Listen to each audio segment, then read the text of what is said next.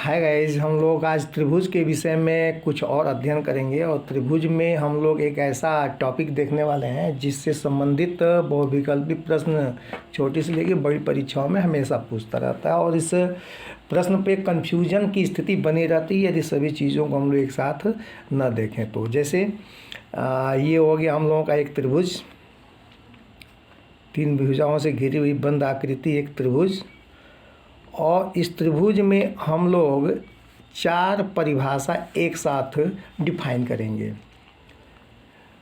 ये चार परिभाषा कौन कौन है? तो सबसे पहला परिभाषा है परिकेंद्र। परिकेंद्र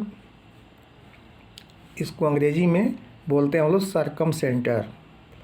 सरकम सेंटर। परिकेंद्र क्या होता है? परिकेंद्र के बाद डिफाइन करेंगे हम लोग अंतःकेंद्र। अंतःकेंद्र की अंग्रेजी हो जाएगा आपका इनर सेंटर। उसके बाद केंद्रक, इसकी अंग्रेजी है सेंट्रॉयड। और चौथा डिफाइन करेंगे हम लोग लंब केंद्र। अब ये अलग अलग लंब केंद्र का इंग्लिश हो जाएगा आर्थो सेंटर। ये चार डिफिनीसन जो है एक साथ अगर आप नहीं समझते हैं तो ये चारों डिफिनीसन हमेशा आपको परेशान करते रहेंगे और गणित का जो ज्योमेट्री वाला पार्ट है ये आपको हमेशा भारी ही महसूस होगा यदि आप चीज़ों को क्लियर करके आगे नहीं बढ़ते हैं तो सबसे पहले हम लोग परिभाषित करते हैं परिकेंद्र। परिकेंद्र क्या होता है? तो किसी भी त्रिभुज में, वह त्रिभुज कैसा हो ये निश्चित नहीं है, हम कोई भी एक त्रिभुज ले सकते हैं, समबाहु त्रिभुज, समद्विबाहु त्रिभुज, विषमबाहु त्रिभुज, न्यून कोण अधिक, जो भी त्रिभुज लेना चाहें उस त्रिभुज का परिकेंद्र अवश्य होता है। परिकेंद्र मिलता कैसे है?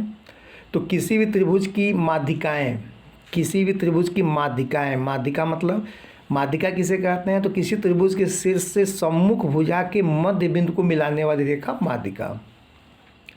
किसी भी त्रिभुज के शीर्ष से सम्मुख भुजा के मध्य बिंदु को मिलाने वाली रेखा को माध्यिका कहते हैं। तो एक माध्यिका, इसका मध्य बिंदु डी हुआ तो एक माध्यिका एडी हो गया। एसी का मध्य बिंदु अगर यहाँ पे ई ले लिया जाए तो एसी का मध्य बिंदु ई हुआ तो बी दूसरी माध्यिका हो जाएगी। और इसी प्रकार ए बी का मध्य बिंदु अगर हम लोग एफ ले लें तो यहाँ से ये सी एफ जो है इसकी एक तीसरी माध्यिका हो जाएगी। तो किसी भी त्रिभुज की माध्यिकाएं संगामी होती हैं। किसी भी त्रिभुज की माध्यिकाएं संगामी होती हैं और त्रिभुज के माध्यिकाओं के संगमन बिंदु को हम लोग कहते हैं ये केंद्रक कहते हैं। देखो ये गलत हो रहा है, त्रिभुज के माध्यिकाओं के संगमन बिंदु को केंद्रक कहते हैं। यही गुरुत्व केंद्र भी होता है त्रिभुज का। त्रिभुज का गुरुत्व केंद्र या त्रिभुजी कोई पटल है तो उसका सेंटर ऑफ मास, गुरुत्व केंद्र जो होता है, द्रव्यमान केंद्र, गुरुत्व केंद्र, वो उसका माध्यिकाओं के प्रतिच्छेद बिंदु से ही मिलता है। तो यहाँ पे हम लोग परिभाषित कर लिए किसको? केंद्रक को। केंद्रक क्या होता है? तो किसी भी त्रिभुज की माध्यिकाएं संगामी होती हैं, त्रिभुज के माध्यिकाओं के संगमन बिंदु को केंद्रक कहते हैं।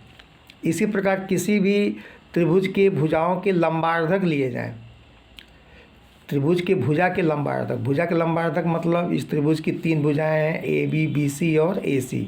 इसमें लंबार्धक खींचते हैं हम ए बी बी सी का, फिर लंबार्धक खींचते हैं हम ए बी का और फिर लंबार्धक खींचते हैं हम ए सी का।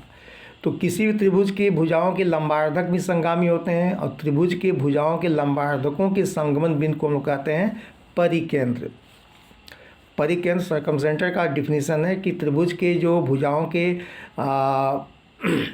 लंब समद्विभाजक परपेंडिकुलर बाइसेक्टर रेखाएं जो होती हैं वह कांग्रुएंट होती हैं, संगामी होती हैं और इस संगमन बिंदु को हम लोग बोलते हैं परिकेंद्र। तो दो केंद्र डिफाइन हो गया, एक केंद्रक हो गया और एक हो गया परिकेंद्र।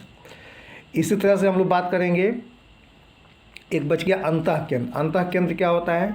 तो किसी भी त्रिभुज के शीर्ष कोण, किसी भी त्रिभुज के शीर्ष कोण लिए जाए। मान लीजिए हम यहाँ एक त्रिभुज ले रहे हैं, हाँ यहाँ देखिए एक त्रिभुज ले रहे हैं और इस त्रिभुज के शीर्ष कोण की अर्धक रेखा खींची जाए।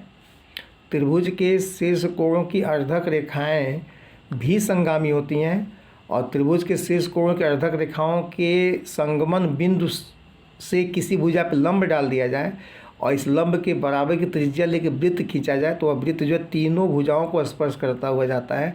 इस वृत्त को अंतःवृत्त और इस केंद्र को हम लोग कहते हैं ये अंतः केंद्र। ये हो गया हम लोगों का इनर सेंटर का डिफिनीसन।